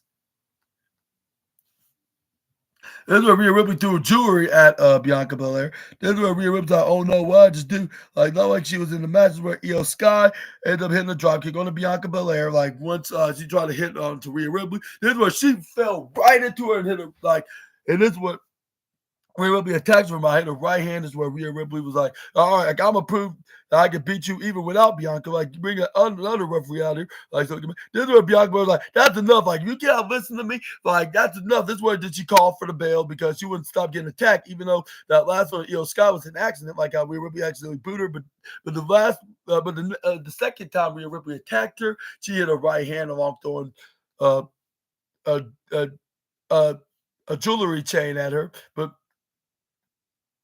and it's where Alicia Taylor was like now this match that ended up in a result of a disqualification. Therefore, still your women's world champion is Io Sky. And this is where Rhea Ripley was like, "Oh my gosh, like, what just happened?" This is where she was very disappointed. This is where she's like, "I have nothing else to lose. I might as well just bring more of a brutal beating on the EST." This is where they start throwing fists at each other, boom, boom, boom, boom, boom. But Io Sky was still insulted, like that they forget that she's the women's champion. Gave them a quick reminder by going up over the top rope, hit a moonsault right onto both of them, hitting both of them right down into the ground, like to the canvas, knocking back versus where Io Sky is like all right, like you got in the ring, Ripley, and then like but that's where she forgot to get Bianca. This is where Bianca trips her over, hits some right hands onto the head. This is where Rhea Ripley grab onto Bianca Belair, hits a big old head. But this is where then she goes to hit a riptide onto her, which she slams her, but luckily Io Sky rolled out of the way. That's where then Rhea Ripley seen Io Sky. She's like, you're not out of this. This is where she hits a riptide onto her as well. This is where Rhea Ripley's like mommy's back in business. This is where like you look like when she made that little pose that she did. But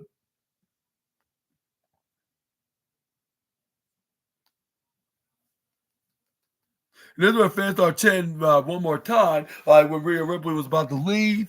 Like this is where I believe she hit one more riptide and the call the days where Rhea Ripley's like like but she's like still like I need to find me another way to get added into this match with her holding on to that women's world championship, holding on to it like if she never lost the title in the first place.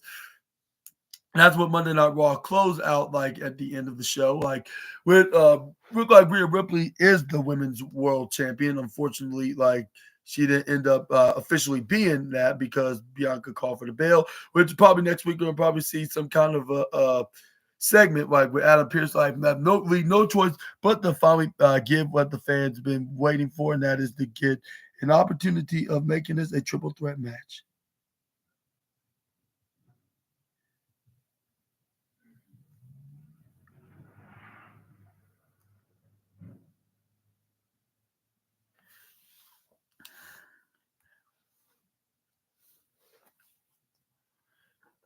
But yeah, like that was the end of the Monday Night Raw, and yeah, that was the all the wildest and intriguing I mean, all the intriguing stuff on Monday Night Raw tonight. It was very entertaining, like, and it had me very more excited about WrestleMania this year. Like with Cody Rhodes versus John Cena to Rhea Ripley versus possibly Rhea Ripley versus Io Sky, Bianca Belair versus Bianca Belair in the triple threat match for the Women's World Championship, even though they haven't confirmed it yet, probably not until another week. But let me know in the comments below, do you think that's what they're going to do? They're going to lead us into, they're going to lead us into that direction. If that wasn't the case, they would have like probably an official winner, like with somebody taking a pinfall, and then it'll be Bianca Belair versus that particular champion that leaves London as champion. Well, Io Sky stays as champion, but but did not get a chance to but not get a chance to celebrate because it ended in DQ. Well, that's because she didn't exactly win because it seemed like it was a double DQ because they both attacked Bianca, which she called for the bail.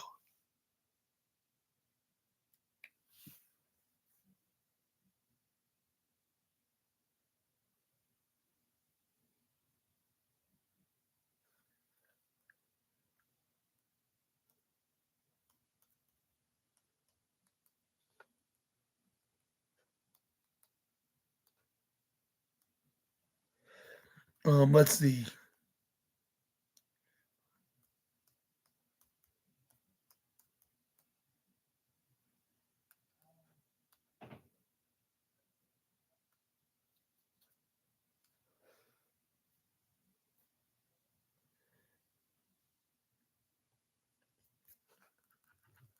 But yeah, like that.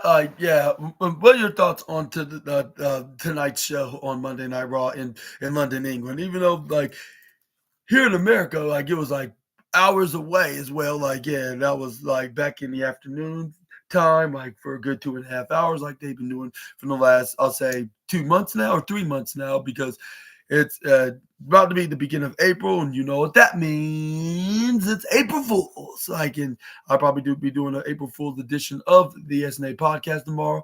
Like, and yeah, I'm gonna try to come up with a good April Fool's prank during the video. So make sure to keep an open mind out, like in case if you're not like in case if you notice something different and unusual onto my videos.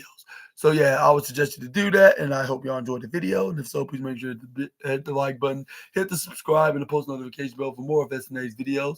Also, check out yeah, my wrestling news video, which I'm gonna talk about the wildest and intriguing wrestling news stories and rumors that you assassinators need to know from the the I'll say from the WrestleZone article. Yeah, y'all already y'all probably know something different than what I just said. April Fools early, like, and it was actually like it's gonna be on seriously the What Culture Wrestling article. What Culture, yeah. So make sure to check that out. And yeah, and it's not gonna be definitely not WrestleZone at this time. And also check out my NXT review video, which we're gonna be talking about what exactly gonna go down on the Black and Silver Brands show, like which I totally forgot like who's gonna be fighting in the match. We're just gonna figure out tomorrow, but I'm gonna wrap things up for tonight's video, and wish you all a miraculous and safe and awesome Monday night for the rest of your night, and wish you a very blessed night at that. And I'll see you next time with some more SNA content. Until you meet again, Super Ninja Austin out of here. Bye bye, my assassinators. Y'all take care. Have a super phenomenal yes. Have a super phenomenal yeah, super phenomenal Monday and a Tuesday as well, and more days in the weeks, because yeah, the days won't stop coming like until the end of time, which I hear that's probably in over 1,000 years from now. And I hope until then, y'all stay safe. Peace.